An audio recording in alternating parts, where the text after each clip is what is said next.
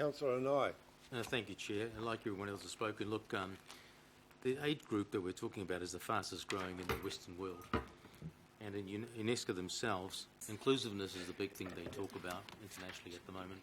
And we've got to take this option too to make sure we do become part of an inclusive society in the different bodies, different regions of the world that's going on. And I'm totally supporting what's been already said. We can't afford not to go down this track. It is where the international relations are going with this on all the major countries in the world, especially in the Western world. And you take that seriously into consideration, just look at the numbers that have been said. It is the fastest growing group in New Zealand, as is in the Western world, and we need to be part of this. Thank you. And so I'm voting for option 2. Thank you. Councillor Webster. Oh, Mr. Chairman, I think I'm an elderly person, and what really concerns me is I know lots of elderly people who live in my area, and what they want to see is, you know, take Graham and Jenny. They're both retired, they're both in their early 70s. They live on an unsealed road and have to breathe in dust all the time. They're not interested in whether we've got a sign that says age-friendly city. They live 5 minutes out of Warkworth. There are many, many people like that. The people on Whangaparoa who have to sit there in traffic day after day because they can't get Penlink. So all these things are all very nice, but they all cost money, and they're not actually helping the age-friendly people who sit around this table. And I think that we've got to get back to doing what we should be doing. These things all sound very nice, and I'd love to come out to Wangatiao. They've got that at Wangatiao, what you were talking about, John. And, you know, that's the practicality of living in Auckland. We've got basic things we need to be doing rather than spending money on this sort of wonderful labels that we should be calling our age-friendly city. Let's actually be very friendly to the elderly people who live in Auckland. Thank you. Councillor Filipina. Chair, I know that 3 have spoken against your recommendation, so I don't know if you're going to give us any latitude if it's okay for me to I was also voting for it. No, I know, but I'm saying there's been 3 already that are not voting for option 1. That's what I'm saying. So Chair, look, I will be very short in regards to this. Councillor Casey mentioned visibility, and this is what our older community, our more mature community wish. But I think John actually touched on it very briefly, and that was the network and the framework. And I think the key thing for me is around contribution. Contribution and the framework, if you read in bullet point 2, under number 2, is to tap into the potential and contribution of older people and to improve their well-being. Well, what it does with this accreditation is actually improve exactly what some of our more mature senior citizens actually want to end up pushing through around the roads not being sort of tar sealed. You know, I mean, here's an opportunity. Instead of just coming to meetings to have public input, here's an opportunity for us, because when we do around the WHO Global Network, the network and the framework is the key sort of bullet points for us to end up considering.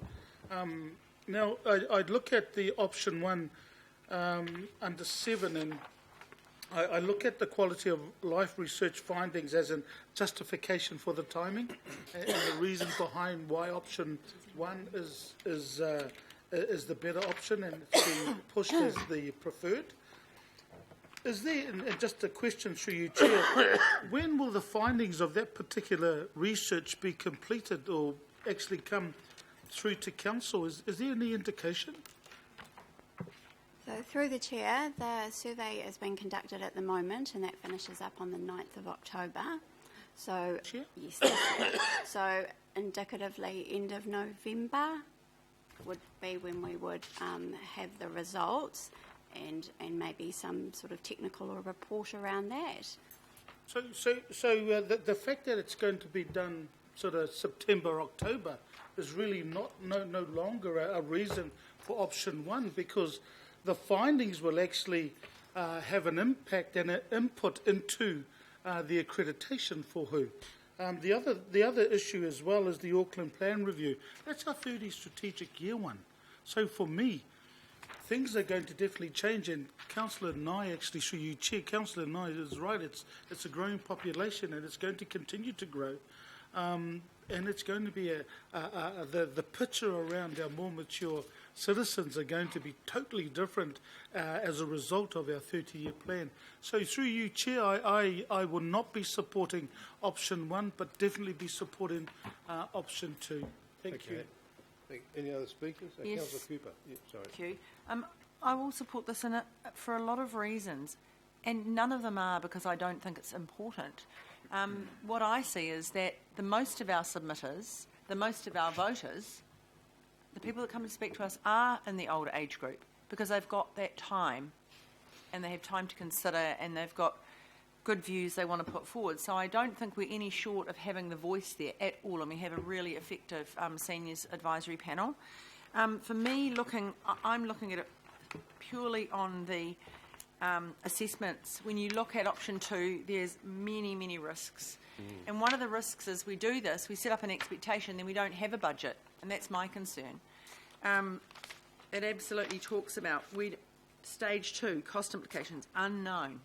We don't even know.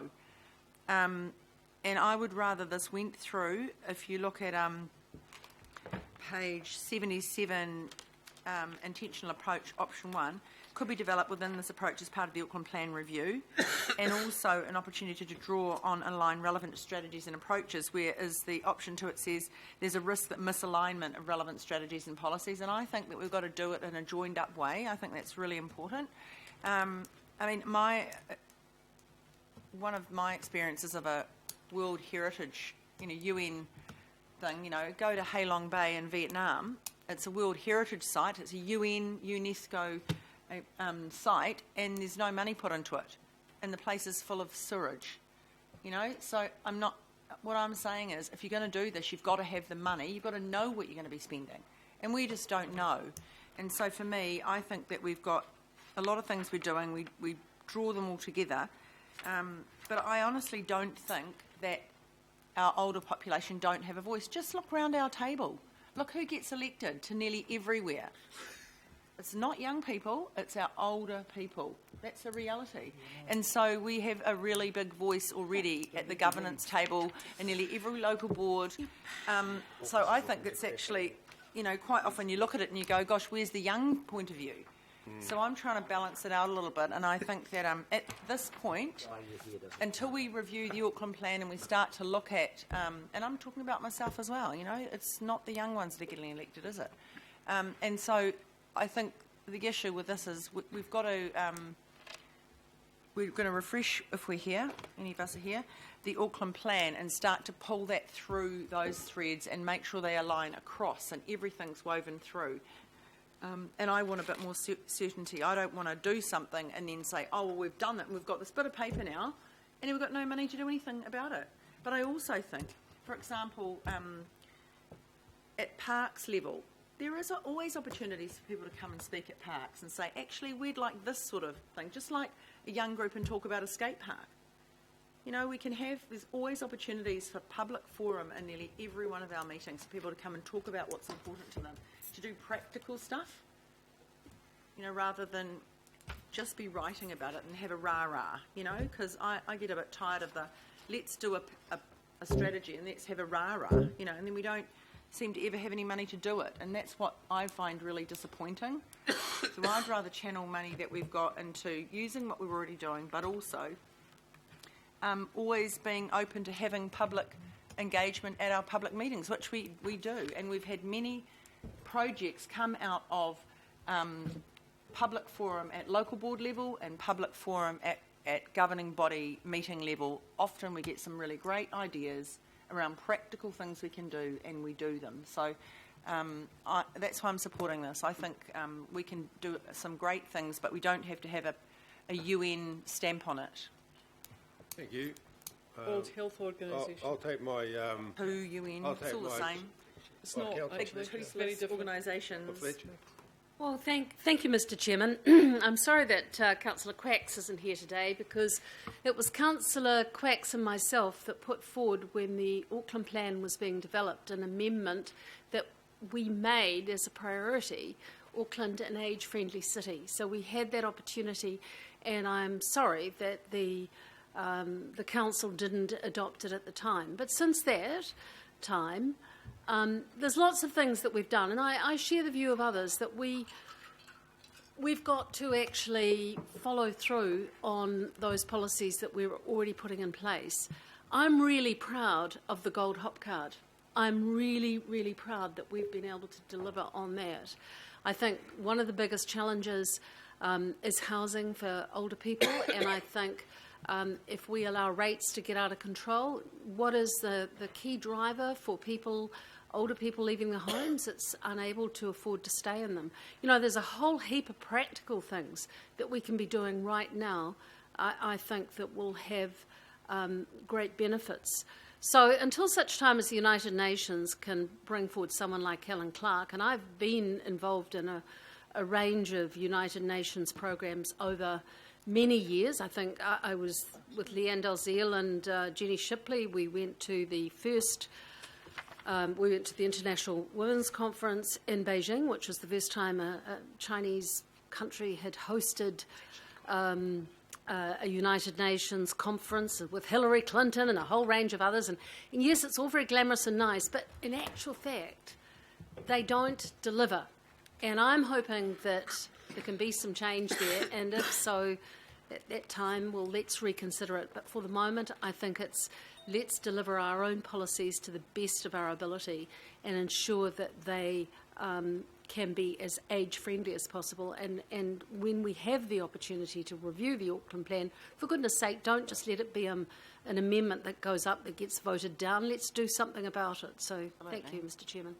Well, thank you. There's no other speakers. I'm going to take my right of reply, and I think the points that Councillor Cooper and Councillor Fletcher have made are very important here, and Councillor Webster as well, that we've got a policy in the Auckland plan that children and young people are to be put very high up on the and list of importance. And I think that we have the officers, the work from the officers saying that they believe that option one is the appropriate step to take at this time. Councillor Webster makes it very clear that we're putting the cart before the horse here, and I don't think that it's in our interest, because it says here, if you go for option two, the application to join the World Health Organisation will be progressed, and I would say that'll start off straight away. So that puts that off the table. That's not part of the discussion when we review the Auckland plan, because we're looking at many populations, as the report says at page 32, youth, Maori, Pacific, migrants, people with disabilities, rainbow community who face challenges similar to those who are over 65. Now, I think that, in fact, I think that young people face huge pressures in this world that we're in today, and that was the reason why Councillor Casey really pushed to have children and young persons recognised very up front in the Auckland plan.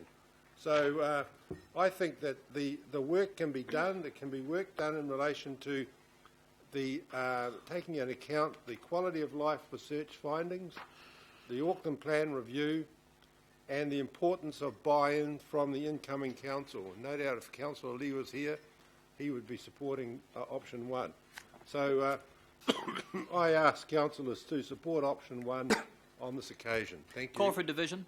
Division. So, as per on the screen, so it is going for, if you vote yes, it is to agree to progress option one. Councillor Anai. No. Councillor Brewer. Or Councillor Casey. no. Councillor Cooper. Aye. Councillor Darby. Against. Councillor Filipina. Against. Councillor Fletcher. For. Deputy Mayor Hulse. No. Councillor Penrose. Aye. Councillor Stewart? No. Or I is yes. You agree with what, option 1? Option 1. Yep. 4. Yeah. That's it, yeah. And then That was mildly Councillor Walker. Against. Stewart was yes. Councillor Watson. No. Member Wilcox. Yes. Chair Wood. Yes. It's 7 all, so casting vote. Okay, so I'll exercise my casting vote as the chair and I will support the motion. So the motion is carried. Thank you.